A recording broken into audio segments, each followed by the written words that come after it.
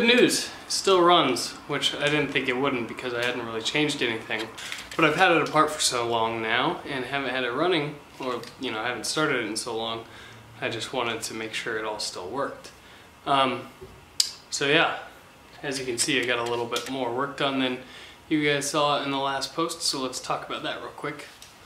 I got this installed, just drilled holes, riveted it on.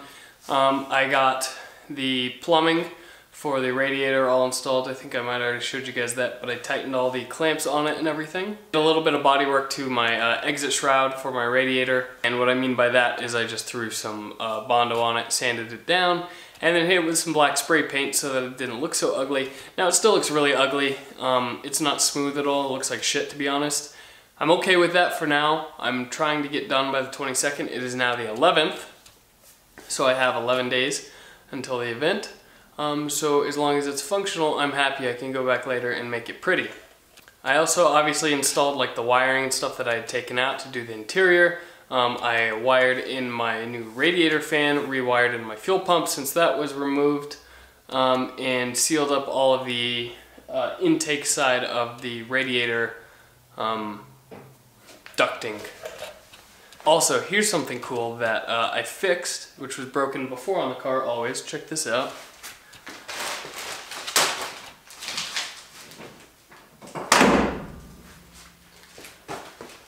When I pull on the latch, the hood actually freaking pops up. Never did that before. You know how annoying that was? I'd have to pull on the latch, come tug on the corner, pull on the latch, do that over and over and over again until I got the hood to finally pop open. But yeah, here it is.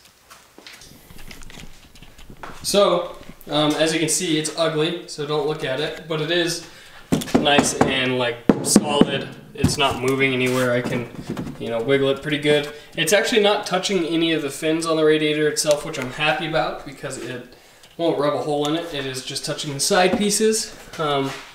Here, if I can get there, it's touching the mounts on the top as well as on the bottom. And then I have two sheet metal screws going into this little firewall brace there just to sort of hold it in place. And then there's the intake side of the shrouding, obviously radiator cap, and you can see my coolant pipes there with the clamps on all tight. So it's ready to be filled up with coolant and tested out. Obviously I have to fill it up from here as well as my fill port in the engine bay so that it fills up both the engine and the radiator full of coolant, since the lines go here and then they go down and then back up at the engine. If I just filled it here, I'd have a big old air bubble on that side, so I have to fill it on both sides. Obviously, if I take the hood back down, I don't have the front piece to this welded on yet. I don't have a welder that can weld aluminum, and this is aluminum, so I haven't done it yet. I'll probably have someone do it eventually. I don't really know yet, but it'll happen eventually. The hood shuts. It fits like shit. Ignore that for now. Yeah, so that's my life right now. Pretty accurate. But it shuts, so that is what is important. So I spent the last few hours cleaning up in here. Sorry, this is a little tight on my face, but I spent the last few hours cleaning up in here, or not hours, like 20 minutes. What am I talking about? Because it was a mess in here from sanding. So yeah, let me show you what we're gonna be doing today.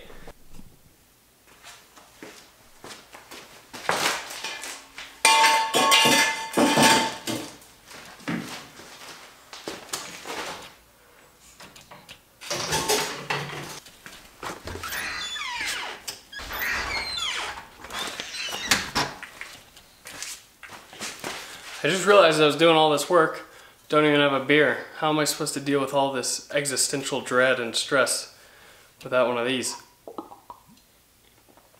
Hi, Mom. You know what's funny is the F on the bottom of this oil pan is actually scraped off quite a bit. So I only drove on this oil pan for like, I don't know, a couple of miles, so it shows how bad my scrapey issue was. This thing is way too low. Luckily, with the new oil pan, it should be a lot more set up. Oh shit. Yeah, see, this oil still looks clear and clean. It's like perfect. You guys even see anything?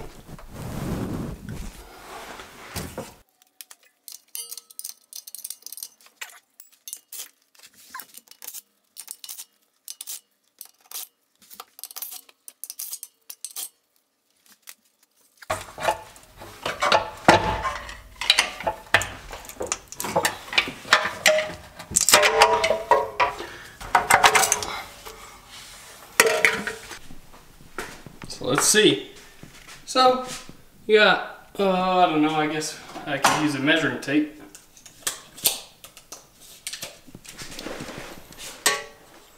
About 1 3/4 inches shallower, which is quite a bit if you consider how, you know, I only have maybe 4 inches of overall ground clearance or whatever. So 1 3/4 inches gives me a lot of room, especially for the amount of scrapage that I was having on this thing. You can really see how the pan goes at an angle right here, and the new pan does not have that angle. It goes straight across. This is where it would normally be curved right there. That's where I get my capacity back. The bottom plate of this is actually quite thick steel too. It's not sheet metal like the sides are on the stock one. So even if I do scrape, I've got quite a bit of room in there before it scrapes a hole in the bottom.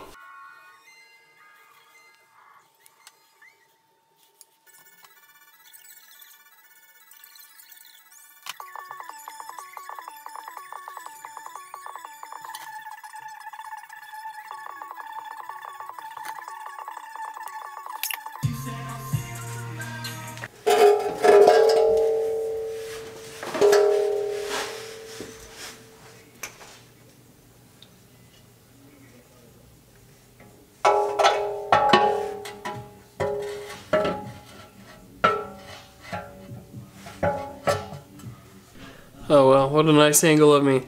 While I'm down here, I have this sort of, this coolant 90-degree thing that goes from the water outlet at the water pump to my hoses that run along the bottom side of the car. It's sort of this janky old rubber and crap, so I'm going to pull this off actually, and use one of these silicone tubes that I was using up front. The company that I bought them from actually sent me an extra one on accident. So that's gonna go right here and clean that up a bit. This side over here is actually good. It's got pretty much a perfectly shaped hose. I think it's a Ford Ranger or something, but it worked out pretty well. So that is already a fresh hose. This one was actually the Subaru hose cut down to fit, and it's pretty old and nasty, so I may as well replace it while I have it up in the air. I just talked to the camera for like a minute and it wasn't even on, but I got this guy on off camera because I thought it was recording and it wasn't.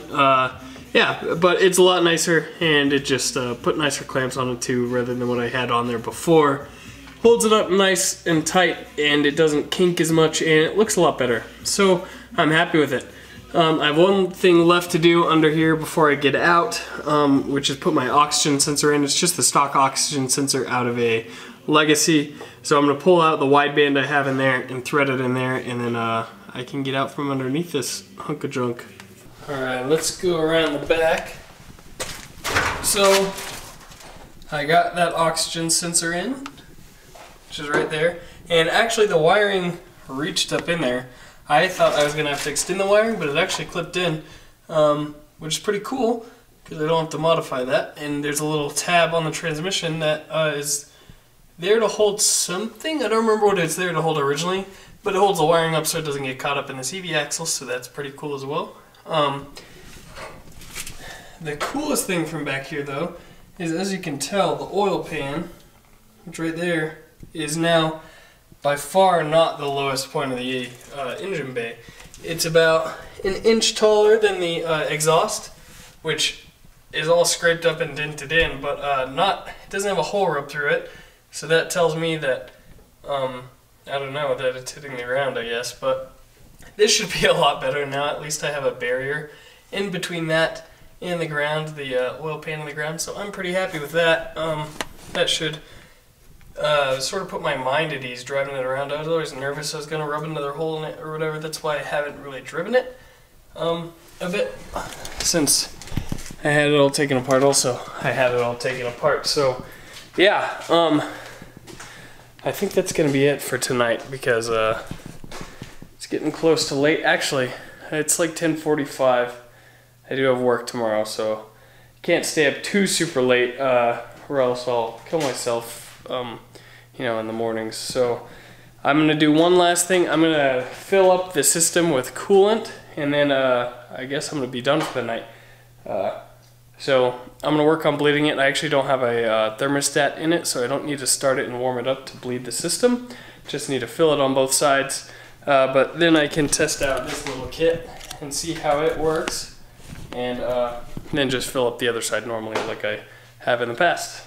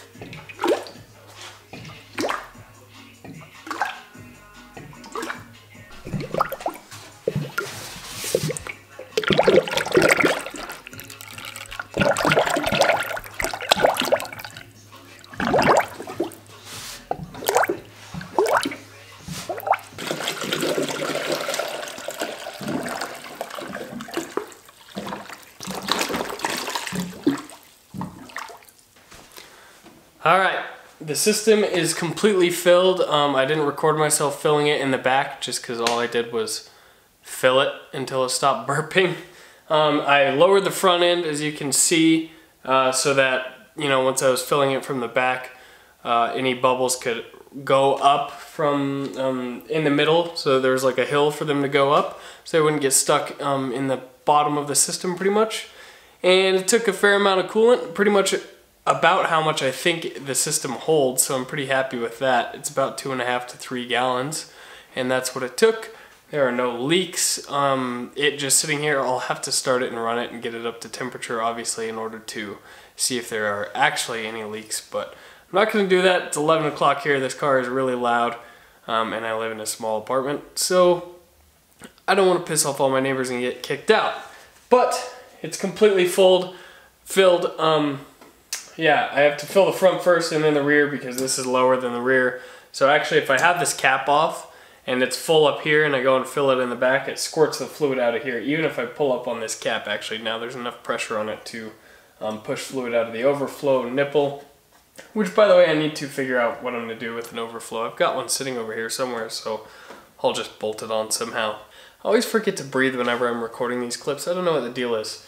Yeah. Let me get a stool. Alright, so let me go to my list real quick of what I have to get done. Well, what I need to get done before the 22nd. Not all of it has to get done. Most of it is pretty important though.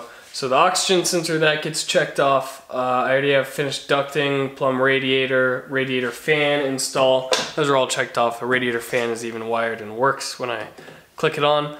Oil pan, I can click that off, and that's it. Well, okay. So most of my list is clicked off. Well, not clicked off, but what I have left, I have my switch panel, which all I'm gonna do is just use a piece of like aluminum angle iron and use that as my switch panel to put it in sort of a low-key spot. But it is wired in and everything, so all I have to do is sort of screw a little piece of angle iron into my interior. So that one is quite simple. I have my temp gauge. That's the only gauge that I think is super important so I don't cook this engine, and I can monitor my temperature. Everything else I don't really need a gauge for that much. Oil pressure would be nice, but I've never had an oil pressure gauge on this thing anyways, so I'm not going to worry about it too much for now. I can use the factory Porsche gauge that I have with this. I just need to find a way to mount it, so I'll probably get a cheap little mount from an auto parts store and mount it under the dash. And then the wiring is already all there, I just need to plug it right in. So that is a very simple job as well. I need to tighten up the shifter because it's still not fully bolted down in there.